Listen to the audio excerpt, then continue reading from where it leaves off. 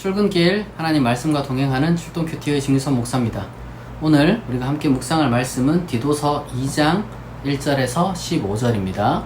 제가 낭독하겠습니다.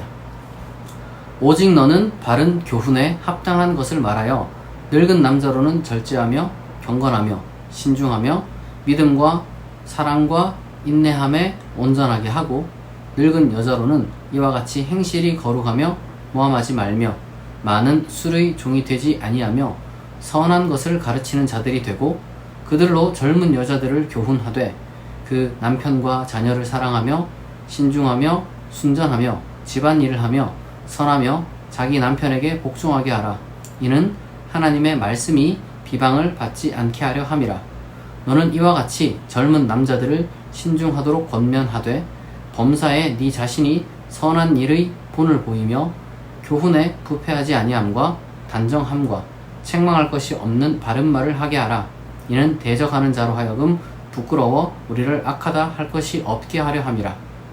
종들은 자기 상전들에게 범사에 순종하여 기쁘게 하고 거슬러 말하지 말며 훔치지 말고 오히려 모든 참된 신실성을 나타내게 하라. 이는 범사에 우리 구주 하나님의 교훈을 빛나게 하려 함이라.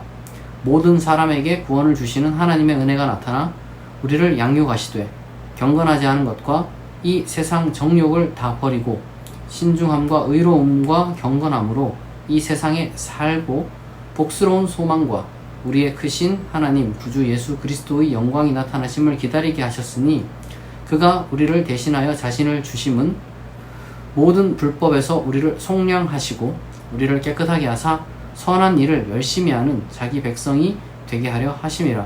너는 이것을 말하고 권면하며 모든 권위로 책망하여 누구에게서든지 업신여김을 받지 말라. 아멘. 오늘은 이 디도가 교회의 구성원들을 어떻게 다스리고 권면해야 되는지에 대한 그 구체적인 실제 지침을 담고 있습니다. 제가 말씀드렸던 것처럼 본래 그 1세기 기독교 공동체는 이러한 어떤 그 감독으로서의 어떤 그 권위라든지 뭐 정말 이렇게 구성원들을 일일이 딱 나눌 만큼 인원이 많지 않았습니다. 그냥 모이면 모이는 거고 좋은 거고.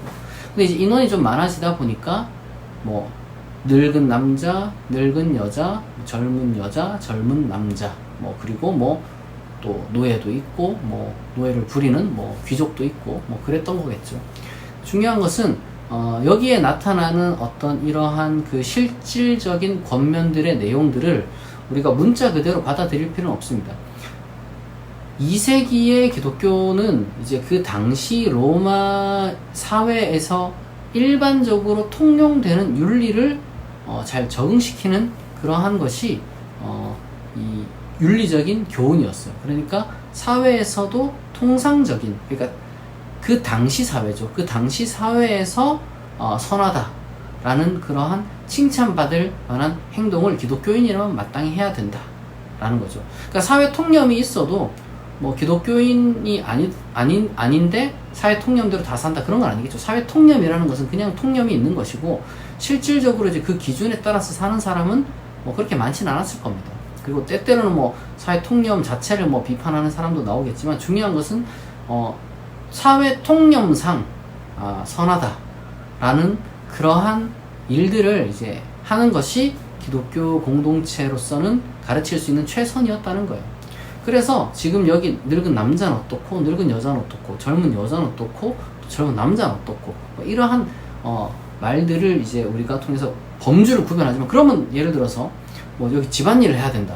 그러면은 뭐 남자는 집안일 하지 말라. 뭐 이런 얘기가 전혀 아닌 것이죠. 그냥 사회 통념적으로 이제 권면을 준 것이고 중요한 것은 거기에 있는 것이 아니라 7절에 있습니다. 내 자신이 선한 일에 본을 보이며 그리고 이제 책망할 것이 없는 바른 말을 해서 대적하는 자로 하여금 부끄러워 우리를 악하다 할 것이 없게 하려 합니다. 이게 핵심입니다. 우리가 사회 통념적으로 선하게 행동하면은 기독교인을 욕할 사람이 아무도 없어요. 그러니까 이제 때때로는 어떤 부분들은 물론 우리가 이제 일반 사회의 윤리를 그대로 기독교가 따라가는 게 옳으냐 그런 얘기를 지금 제가 하는 게 아닙니다. 일반적인 차원에서 상식적인 차원에서 우리가 복잡한 윤리적인 내용은 좀 차치하고서라도 최소한 법 있잖아요. 법적인 차원에서 기독교가 여러분 저는 그렇게 생각합니다. 법만 잘 지켜도 그쵸? 많은 부분 이렇게까지 욕을 먹진 않았을 거예요. 그리고 또 사회 통념적으로 이게 법까지 갈 문제는 아니지만 소위 말해서 민사적인 문제죠. 민사적인 문제에서 조금만 우리가 더 양보하고 조금 더 남들보다 조금만 더 선하게 했더라면 얼마나 좋았을까. 그러면은 소위 말해서 우리를 기독교 그냥 그 교리가 싫은 사람들도 우리를 욕할 수가 없어요. 그러니까 예를 들어서 이런 거죠. 기독교 교리가 너무 싫어. 어떤 사람이 있어요. 근데 기독교 교리로 싫어하는 거 가지고 막 뭐라고 하는 사람들 보면 오히려 주변 사람들이 이상해 볼 거예요. 아니 뭐 그냥 싫으면 말 것이 왜 그렇게까지 욕을 하느냐고. 안 그렇겠습니까? 그냥 싫으면 안 다니면 그만이지. 그런데 우리가 그런 빌미를 주었다는 거죠. 제대로 사회 통념적인 도덕적이고 어떤 정말 선한 삶을 살지 못했기 때문에. 마태복음에도 나오잖아요. 선한 행실로 하나님 아버지의 영광을 돌리라고. 그게 빛과 소금이 되는 거라고. 저는 그리스도인들이 착하다는 소리를 좀 들어야 된다고 생각합니다. 아, 그분은, 저 사람은 정말 착하다.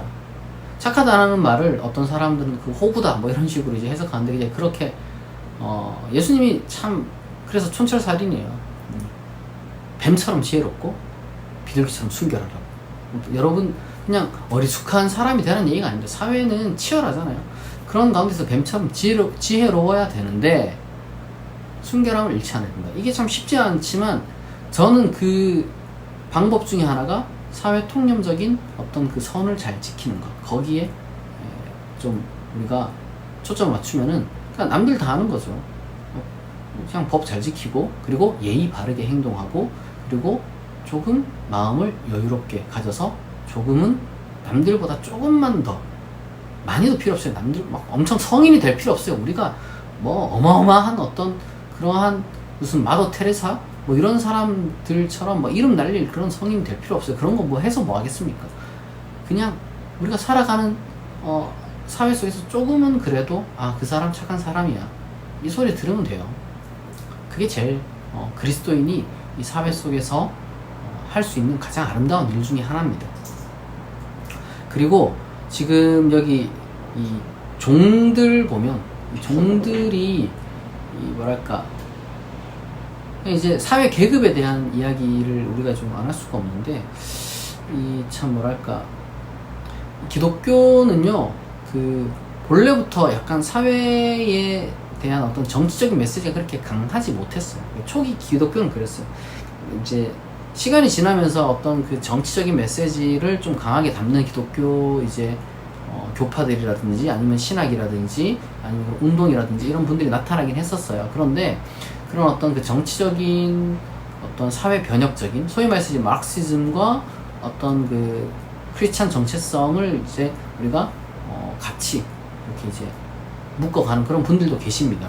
근데 이제 중요한 것은 이 당시에는 그러진 않았다는 거예요. 그러니까 예수님 같은 경우는 이제 소위 말해서 급진적인 종말론을 주장하셨던 예수님과 바울, 이런 분들 입장에서는 좀 있으면 뭐 하나님 나라가 임할 건데 뭐 정치적인 것 다 포함해서, 그러니까 싹 다 포함해서 변화될 것이기 때문에 별로 그렇게 사회적인 메시지를 강하게 던졌다고 할 수는 없습니다. 그러니까 메시지 안에 사회적인 메시지가 당연히 포함되어 있는 것이긴 한데, 사회 구조에 대한 어떤 메시지가 포함되긴 한데 우주적인 이야기를 하셨기 때문에 직접적인 어떤 그 정치적인 메시지가 있진 않았어요. 그리고 또 2세기 같은 경우에는 말씀드렸다시피 로마 사회에 이제 적응해야 되는 그런 시기였기 때문에 사회 변혁적인 메시지를 선포할 수는 없었습니다. 선포하지도 않았고요.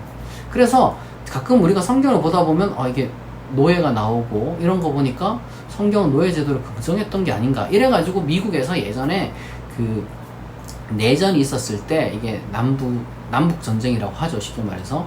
그러니까 이제 그러한 그 농업이 발달한 지역에서는 당연히 이제 노예 제도를 찬성하는 이야기가 나오고, 이제 뭐 상업이 발달한 지역에서는 당연히 이제 미국 같은 경우도 땅덩어리 크잖아요. 그러니까 이제 그러한 그 노예제도 찬반 뭐 이런 좀 수치스러운 그 신학적인 역사가 있었는데, 당연히 우리는 평등을 지향하는, 왜냐하면 모든 인간이 다 하나님의 형상으로 지음을 받았으니까. 그리고 당연히 우리는 모든 사람이 다 존중받는 사회를 살아가야 됩니다. 근데 우리는 경제학적인 어떤 정치학적인 해법을 모르기 때문에 그 과정을 좀 조율해 나가야 돼요. 그러나 저는 목표는 결국에는 거기 가야 된다고 생각합니다. 뭐 빈부격차가 있는 이대로 쭉 가는 것, 사실상의 하나의 계급이잖아요. 이게 옳다고 저는 생각하지 않아요. 우리가 소수자들은 단순히 성소수자만 있는 게 아니라 장애인도 있고 가난한 사람도 있고 뭐 여러 많은 어떤, 그리고 또 뭐 외국인 같은 그러니까 이방인이죠. 그러니까 어떤 특정 사회에서는 그러니까 여러 가지 많은 그 다양한 스펙트럼이 있는데, 그 사람들이 다 똑같이 행복하고 존중받는 사회를 우리가 만들어 가야 되고, 거기에는 정치적인 어떤 그 정의, 경제적인 정의, 그리고 문화적인 정의, 이런 것들이 다 포함될 겁니다. 근데 이제 그 과정을 풀어가는 것은 굉장히 어려운 것이기 때문에 우리가 단순하게 이래라 저래라 이렇게 할 수는 없는 거죠. 그러니까 이제 그러한 목적을 가지고 우리가 이제 나아가는 건 맞는데, 다만 그러한 그 세상이, 사회가 이루어지지 않았기 때문에, 그리고 이제 그런 어떤 사회를 이루어가는 것에 우리의 일상이 포기되어서는 안 되기 때문에 우리는 지금 이러한 일상 가운데서, 그러면 아직까지 우리가 노예 제도가 있는 그런 상황 속, 다르게 말하자면 노예는 아니지만 예를 들어서 우리가 어떤 각자의 어떤 소명들 속에서 직업을 갖거나 아니면 어떤 그 일을 하거나 뭐 여러 가지 많은 그 일상을 살아가려는 그 일상 속에서 어떻게 해야 되는가, 그 일상에서의 선한 행동, 이런 것들을 우리가 또 신경 써야 되는 거죠. 그러니까 내가 노예니까 하나님 나라에서는 다 평등한, 내가 왜 노예야? 그러면서 이렇게 막 운동을 할 수도 있습니다. 그런 이제 운동을 할 수도 있지만 조금 더 우리가 이제 넓게 보면은, 우리가 이제 하나님 나라라는 것은 결국에는 서서히 완성되어 가는 것이기 때문에 우리는 일상에서의 또한 정의를 잘 살아야 됩니다. 왜냐하면 사실 이미 우리는 구원을 받은 사람이라는 어떤 그 자각이 있기 때문에 조금 여유를 가질 수가 있는 거예요.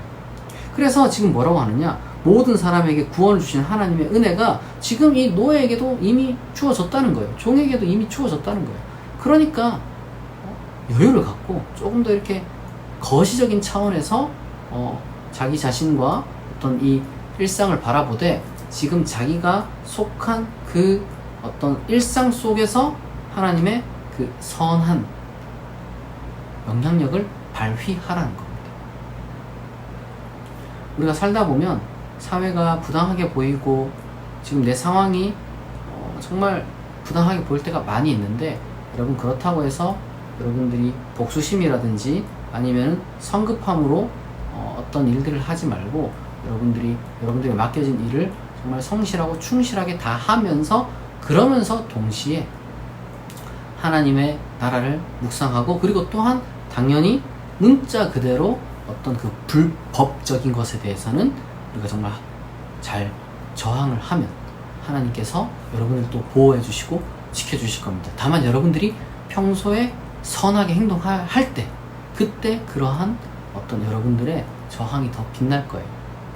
그러니까 마음의 여유를 갖고 우리의 삶을 정말 이 사회 속에서 빛과 소금으로 어떤 지위에 있든지 간에 살아낼 수 있기를 진심으로 축복합니다.